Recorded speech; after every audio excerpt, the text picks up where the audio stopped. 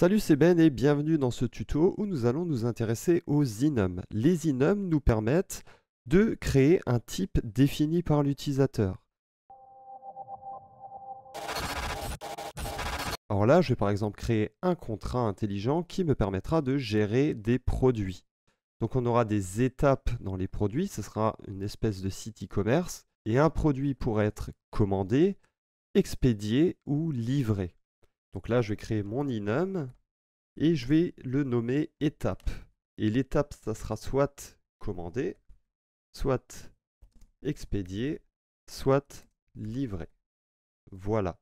Alors ce qu'il faut aussi savoir, c'est que à la fin, quand vous avez créé l'enum ici, il ne faut pas mettre de point-virgule. Ensuite, pour un certain produit, je vais avoir une structure. Donc ce produit aura un SKU, c'est un numéro d'identifiant unique. Et il y aura aussi un enum qui nous permettra de savoir si ce produit a été commandé, expédié ou livré. Alors là, je vais marquer du coup que ici, je vais avoir une variable de type enum. Pour ça, je vais prendre le nom du contrat, donc exercice, point étape. Donc là, je vais dire qu'effectivement, ça sera une variable de type enum étape contenue dans le contrat exercice. Et là, je vais devoir nommer ma variable. Et ce sera étape avec un underscore devant. Et enfin, je vais avoir un mapping. Et à une certaine adresse, je vais faire correspondre un produit. Et ce mapping, je vais l'appeler commande client. Voilà. Donc là, bien sûr, il y a des failles dans ce contrat, dans le sens où une adresse ne pourra commander qu'un seul produit. Je vais écrire à présent la fonction commander.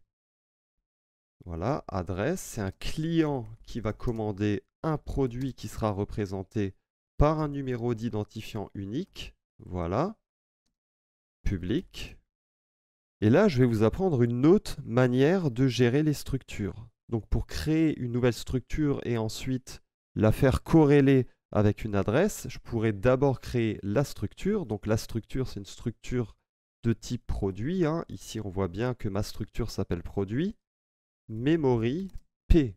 Et la P, c'est le nom de ma variable structure, est égal à produit SKU.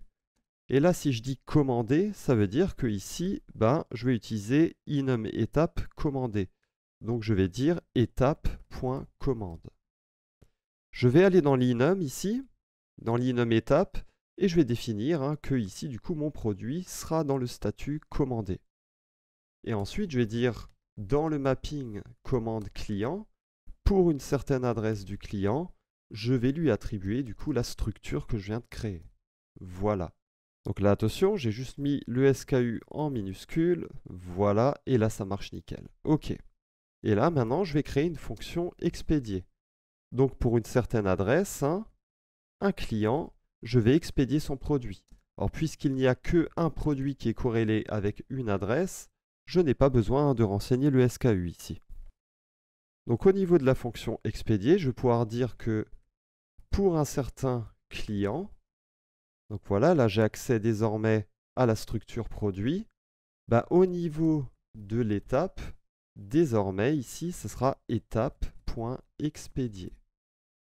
OK? Enfin, je vais faire une fonction getSKU qui me permettra, en fonction d'une adresse client que je vais renseigner, de retourner ici un UIN qui sera le SKU du produit que le client a commandé. Donc je vais faire un return, commande client, le client, renseigné en argument de la fonction, .SKU. Et enfin, je vais faire une fonction getEtape, adresse client, qui va me permettre de retourner ici l'étape actuelle du produit d'un client. Donc là, ça va retourner un élément de type étape, donc un enum.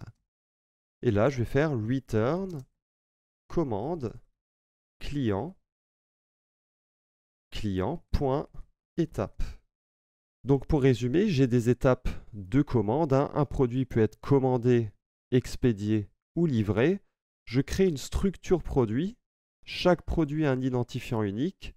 Et enfin, chaque produit finalement a une étape. Est-ce que ce produit est actuellement commandé, expédié ou livré? et je fais corréler grâce à un mapping une adresse avec un produit. Donc un client pourra commander un seul produit. Donc là, j'ai une fonction commander, c'est-à-dire que je vais initialiser ici la structure. Donc je fais produit memory p. P, ce sera la variable dans la fonction ici de la structure produit. Et je vais créer une nouvelle structure en fonction des informations que l'utilisateur me renseigne en argument de la fonction. Donc un produit, c'est un SKU. Ici, on le voit bien. Mais un produit, c'est aussi une étape ici. D'accord? Donc là, je dis que lorsque l'utilisateur vient de commander le produit, je mets l'étape à commander. Et ensuite, j'attribue ici, grâce au mapping à une certaine adresse, la structure que je viens de créer plus haut. Ensuite, j'ai la fonction expédier. Tout ce qu'il y a besoin de faire au niveau de la fonction expédier, c'est de dire que l'étape pour un certain produit qui a été commandé par un client est désormais en mode expédier. Et enfin, j'ai deux fonctions. Une fonction qui me permet de retourner le SKU du produit commandé par un client et une fonction qui me permet de récupérer l'étape actuelle où en est le produit d'un certain client. Donc on va tester ça et vous allez voir qu'il va se passer quelque chose d'assez intéressant. Donc une certaine adresse d'un client, je vais copier celle-là par exemple. Ce client va commander un produit qui a le SKU à 55. OK, transact, voilà. Et là, je vais faire get étape. Donc actuellement, l'étape est à 0. Pourquoi ça nous indique 0 ici? Parce que commander, ça vaudra 0. Expédier, ça vaudra 1. Et livrer, en fait, ça vaudra 2. C'est comme ça que les enum marchent quand on les récupère. Donc on ne récupère pas une chaîne de caractères, contrairement à ce qu'on pourrait penser, mais on récupère des entiers non signés qui représentent finalement, comme dans un tableau, la position ici, commander, expédier, livrer. Donc commandez vos 0, expédiez vos 1 et livrez vos 2.